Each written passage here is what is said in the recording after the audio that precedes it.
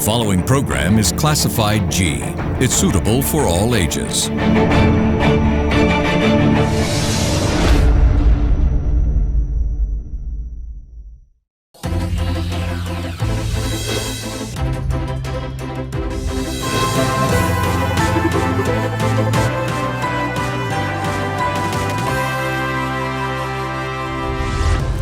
A very good evening and thank you for joining with us on another episode on Business Best, and this is a platform where we showcase the best in the business, and we will be introducing to you people who have excelled in their particular field in order to showcase their latest developments in their respective industry.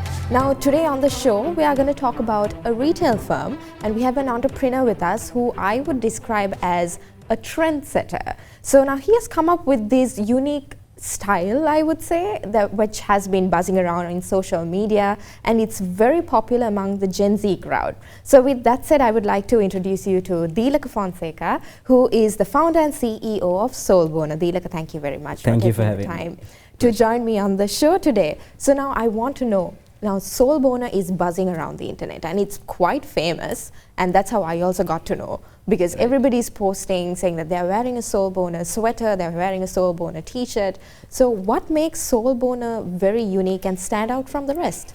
Well, it's a multitude of things. I think first of all, it's a unique design. So when we started out itself until to this date, prints are quite massive. So we kind of pay homage to a lot of streetwear, and so that was the main component as to how we stood out. But also, we from the get-go itself, one of our main goals was to create an amazing community around the brand, because we knew at the start itself, when we started Soulboner, we knew that streetwear wasn't as much as of a thing as it is now.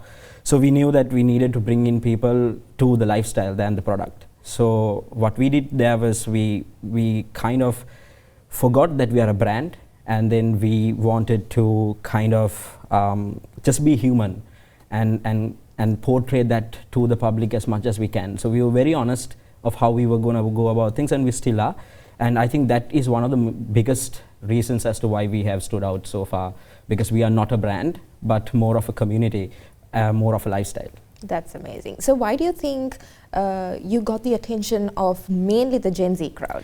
So first, when we did start it off, we knew exactly that it was a Gen Z that we wanted to target. So me being a part of, I think I'm in the smack middle of being a millennial and a Gen Z, but the first thing that we did was really understand these guys. And so we created that brand archetype as to how we wanted to portray ourselves on social media. And we knew that these guys, there are things that the Gen Z really looks into. It could be music, it could be pop culture, memes, to all of these things. So we kind of incorporated all of these things in our marketing efforts, and I think that was also one of the biggest reasons as to why we kind of grab their attention, and also our products, because every single collection that we put out now, we are just about to launch our 10th. Every single collection has a story behind it or a concept behind it, somewhere that we have been inspired from. So the Gen Z always wants a reason as to why I am purchasing this, not just because it looks cool, but also it has meaning, it has purpose behind that product, and it would take you a long way. All right, Deelika. So tell me a little bit about yourself, and how did you get into this entrepreneurship, and why did you start business? What were you doing before this? Well, I think when I was in college, it was just out of nowhere, I kind of felt that I would be better suited running a business.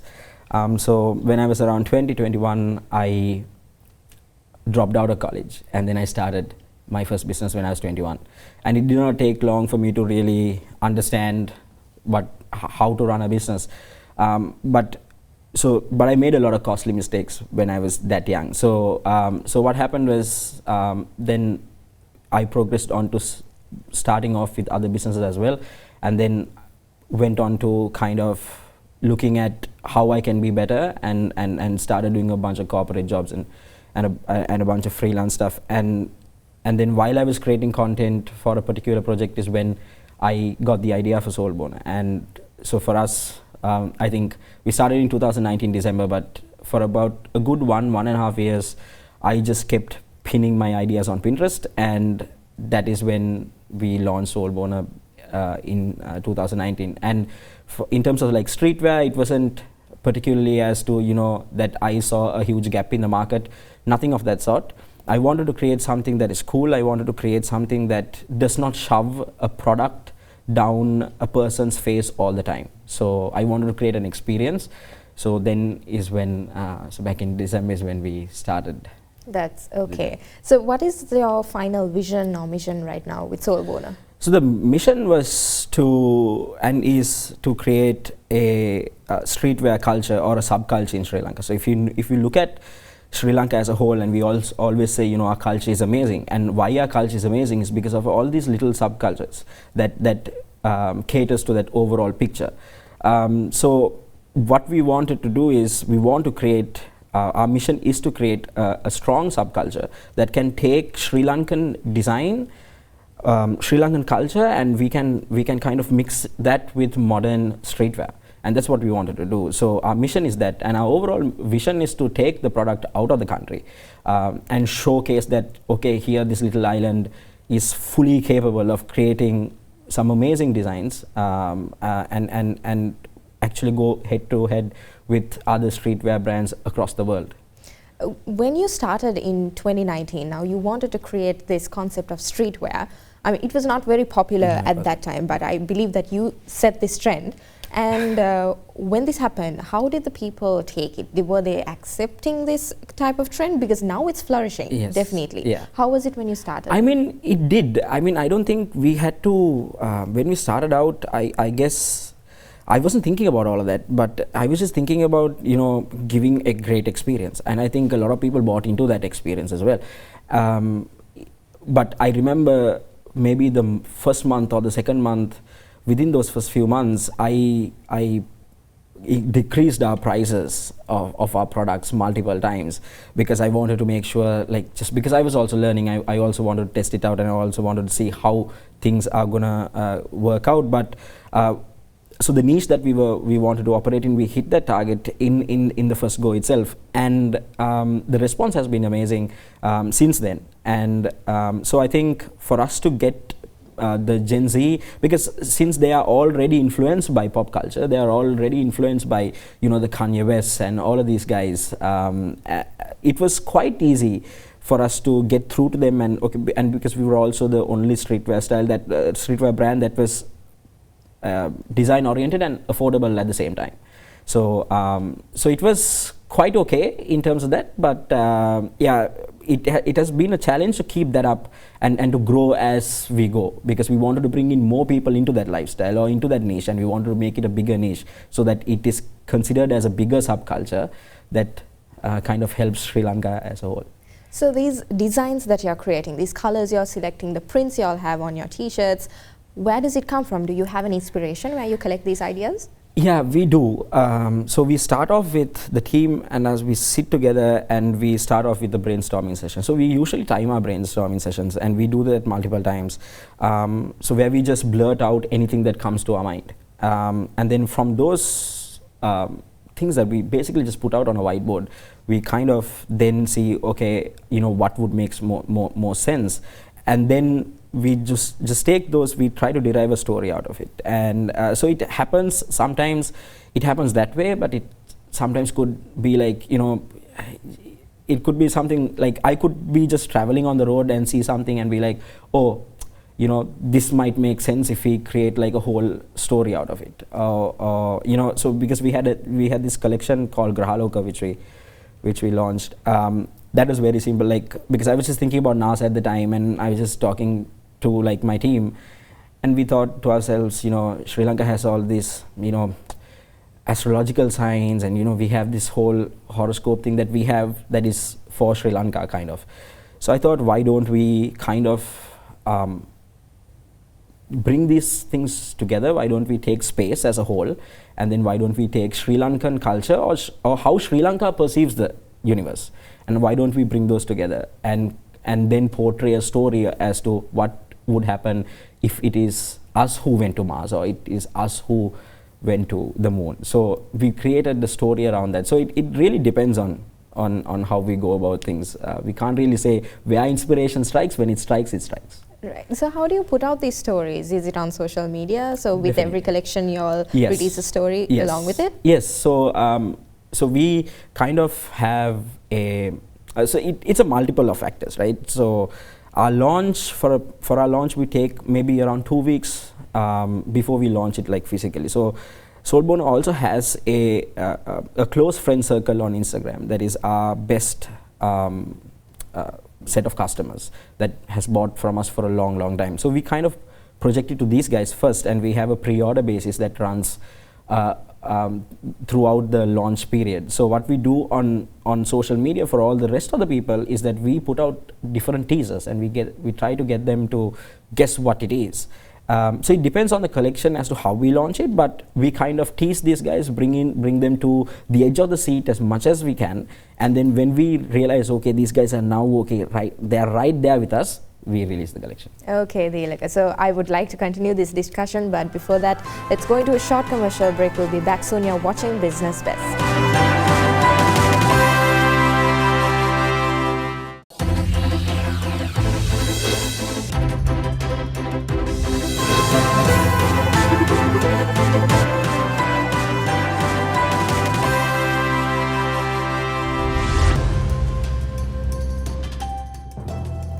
Welcome back to Business Best, and we are in discussion with Deelika Fonseka, who is the founder and CEO of Soulbone. And now, Deelika, I think you gave a very interesting story about what Soulbone is all about and the stories that you all have regarding the collections you all have. So tell me, what are the collections that you all have, and what were some of your favorites, and what do you think was the best-selling collection so far?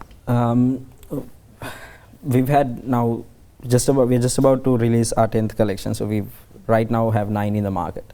To name a few would be the first ever one, which is called Friends and Family. Basically what happened there was I got inspired by things that my friends and family say, and I kind of put it on t-shirts. So that's how we started.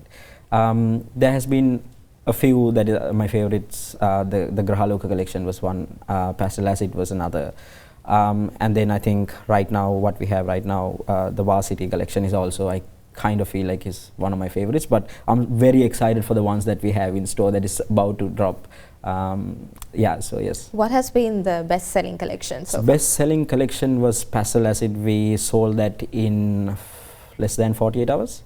Wow. Yeah. So have you all been restocking these collections due to requests? We don't. No. So we are a completely exclusive collection. So that is also again another reason as to why we got the Gen Z, because I know the feeling as to like when we were growing up, our parents always said, you know, there are certain things that we're not supposed to do.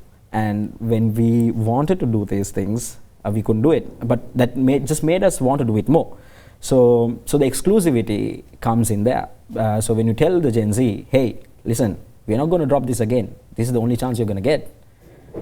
They would like to, come in and purchase quite a lot. So that's why we don't restock. But we are also having certain plans to restock just some of our best sellers, because it has been quite some time since they saw that. And we've actually had certain products that we also feel like would be okay if we maybe put in a very small quantity every once in a while.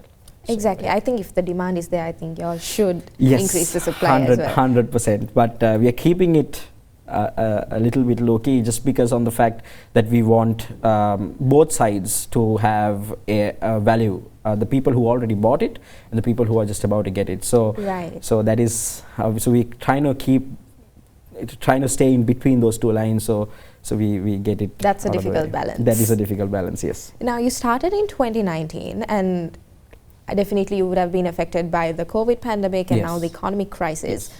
How has it been so far? It has been very challenging. So when we started out in 2019, that was in December, and I think Sri Lanka's first lockdown, if I am not mistaken, was in March.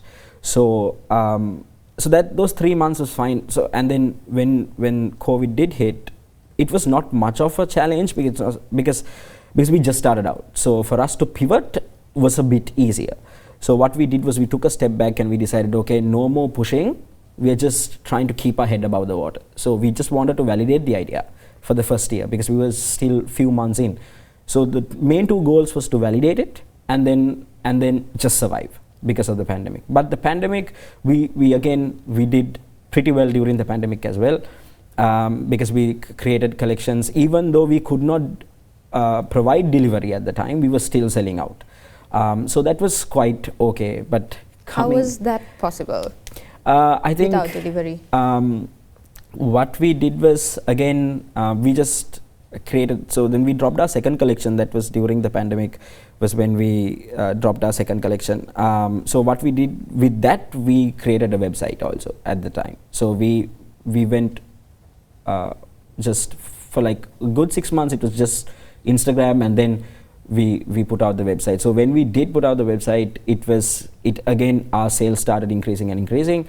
And so we were telling, like I said, how that happened is we were always very honest. We always told our customers and our audience, okay, this is what is happening right now.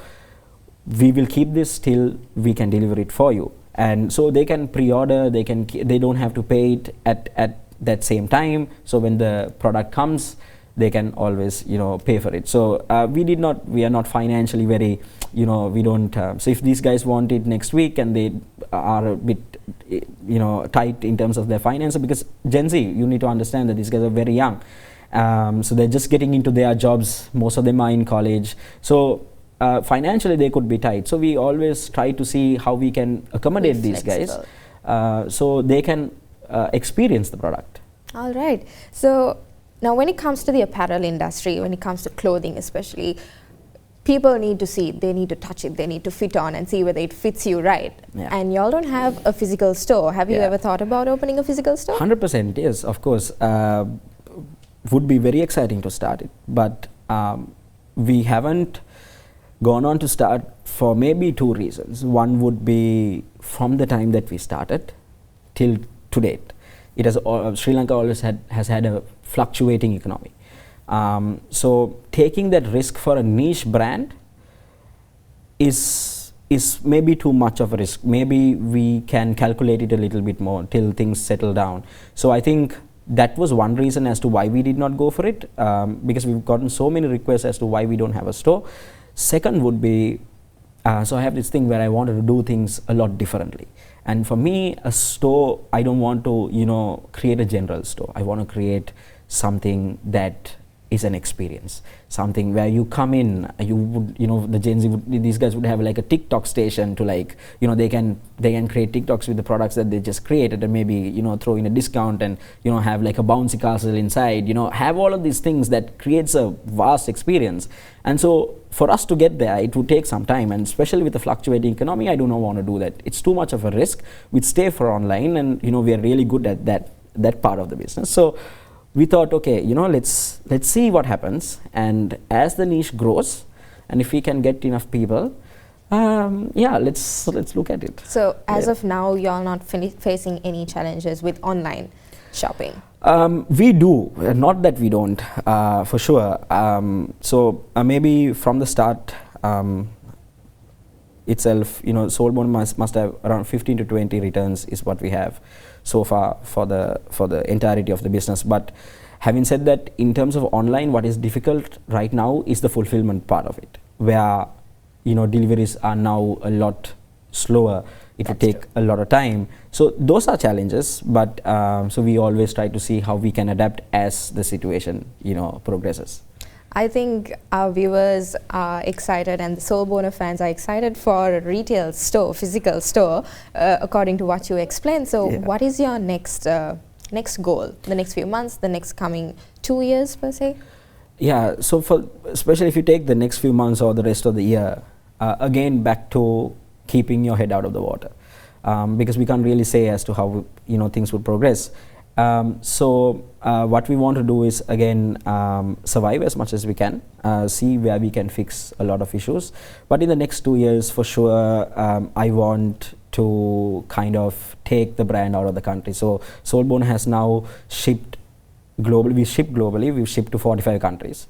So we want to ship more, and we wanted to see how we can take the product into the international market as much as we can. So maybe in the next 2 years, definitely that would be the first priority. But right now, maybe keep our head down a little bit, take a little less of a risk, try to see how we can weather this storm. Okay. Now, you being a young entrepreneur, what are some of the challenges that you faced personally? Quite a lot. Especially when you start a business. I think when you're young, I always tell people, start young so you can fail early, so you can learn early, and then you can maybe become successful early. So lesser commitments. So I did exactly that. And for those, so I think it's a lot of sacrifices that you have to make personally. You have to be ready for that at the get-go itself. I don't think, when people started out, I don't think they really understand what they're walking into. It's a very lonely path. So personally, it has a lot to do with your mental health, your physical health, keeping yourself disciplined at all times and motivating your own self to get out of the ground is not always easy, because you're not 100% all the time and every day. So you have to kind of motivate your own self and keep pushing, and so there's different challenges that you face, but you always have to kind of believe in the skill set you have, and just keep pushing, and just talk to yourself and be like, what, hey, I'm going to get over this. That's amazing to hear. So was getting into the apparel industry one of your dreams? Did you always? Yeah, I always liked fashion. I think when I was in college is when I started really liking it, but I always wanted to do things differently. I was horrible in college, I did not do my assignments on time, or none of that. But I just had this vision where I wanted to create something that is so different to what you see, because entering an apparel industry in terms of like retailing, it's not that difficult, because the entry to market is very low. So there's a lot of brands that is out there. You have to compete with a lot. You can't say that you don't have competitors. You do, and almost everyone is indirectly or directly. So you need to make sure that you're different than all of these guys. So it was a challenge, but I would say that it's something that I absolutely love doing.